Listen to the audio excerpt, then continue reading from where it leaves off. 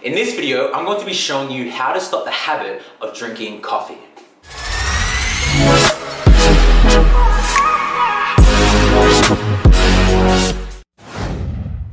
What's up everybody, it's Cama, and in this video, I'm going to be showing you the process that I went through myself to stop the habit of drinking coffee so damn much. Maybe right now, you're drinking at least 2 or 3 of these a day, maybe more, maybe less, whatever it may be, and you want to get rid of that habit.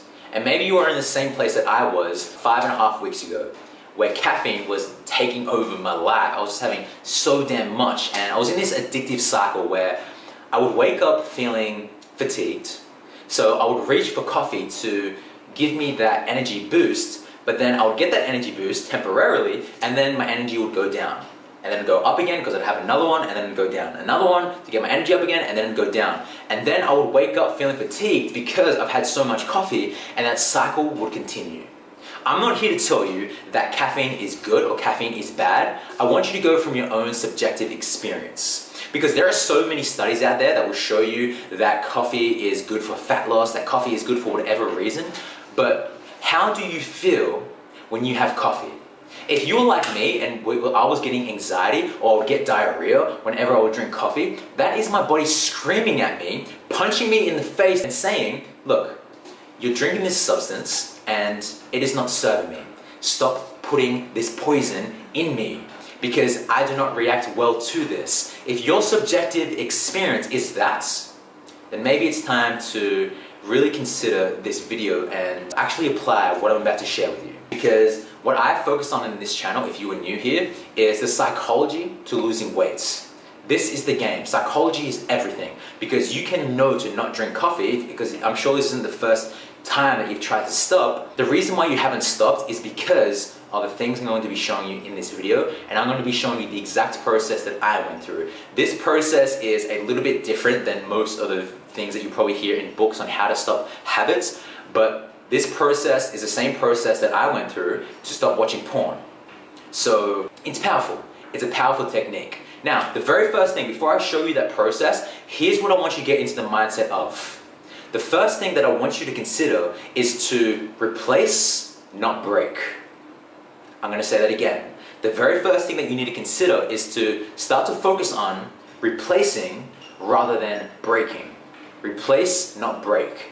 And the reason is because within our minds, we have these neural pathways in our brain. And the very second that you cut off that neural pathway, the very second that you try to change that, your brain is going to find something new to fill that thing that you've been doing with. Because our mind is like a vacuum. The very second that you let go of a habit, it's going to try to find something new.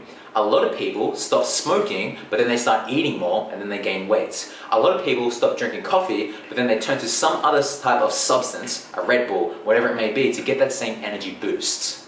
So before I show you the process, what is it that you can replace coffee with that is going to give you even more pleasure? Because we are driven by 2 primary needs. The need to avoid pain or the desire to gain pleasure.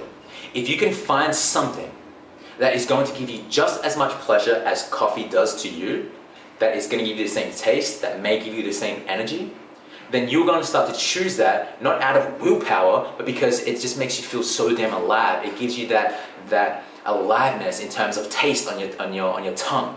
So you're going to choose that, not because you have to push yourself to not drink coffee, but because you actually want to. So that's the first thing. Here is the process that I went through myself. The very first thing that I did is I got the pattern going. And think of it like this. Let's say that I have a CD in my hand right here. Right? Let's say I have a CD. The reason why that CD, if I was to put it in a CD player, it would play a certain sounds, is because there is a pattern installed on this CD. And what I want you to do is to put the CD into the CD player to get the pattern going. And how you do that is by going and grabbing a coffee, either buying it or making one yourself. And then what I want you to do is get your pattern going by making the urge to drink it at a level 9 or above. So what that could look like, this is what I did. I got the coffee, there's nothing in here, and I would smell it. And I'll taste a little bit, but I wouldn't swallow it, I'd spit it back out. I know that sounds gross, but this is what I did. And then I just made my urge to want it so damn high. And then from there what I did was I did a pattern interrupt. So think of it like this. Let's say that before you put that CD in a CD player, you got a pen or a knife and you scratch the CD one time. If you put it in the CD player, it's gonna play the certain sounds, but every now and then it's going to skip. And if you do a certain amount of pattern interrupts, if you get the nut and you do it again and again and again and again and again and again and again, when you put the CD back in, it's not going to play because the CD, the pattern, has been interrupted. Now, what this looks like and what it feels like and what it sounds like, what I did, it sounds pretty damn crazy, but what I did, as soon as that urge was so damn strong, I started to do the chicken dance. Sounds fucking crazy, I get it. But why do I do that? Because with a pattern interrupt, in order for it to be effective, it has to be unique and it has to be unexpected. For example, have you ever had the time when you were in an argument with someone or someone was really, really angry and then the phone rings and then their pattern of being angry totally changes and they pick up the phone and they're like, hello? And they're totally normal. Why is that? Because there was a pattern interrupt. The phone ringing was the pattern interrupt. Or have you ever been in a conversation with someone and then there's some type of distraction happens, something in the background, their phone rings, and then you try to get back to the conversation and what usually happens? You forget. You forget about what you were talking about. The reason for that is because you interrupted the pattern. Now what I did this 10 times. I made my urge really, really strong, did the chicken dance. And then from there, what I started to do was I asked myself powerful questions. The reason is because we are driven by two primary needs, the need to avoid pain or the desire to gain pleasure. I interrupted that pattern and then I started to speak out loud why I'm committing to not drinking coffee again. What pain has this cost me? What has it cost me by indulging in this habit of drinking coffee? So I said this out loud.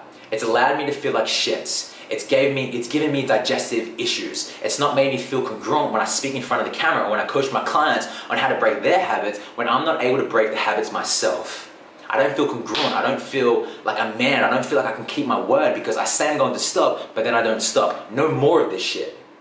And then, what am I going to gain by breaking this? I'm going to feel healthy. I'm going to wake up feeling vibrant. I'm going to have so much more energy. My digestion is going to be efficient. I'm going to feel so damn energized and happy and grateful because I've taken this habit out of my life. Pain, pain, pain. Pleasure, pleasure, pleasure. And then I get back into a neutral state.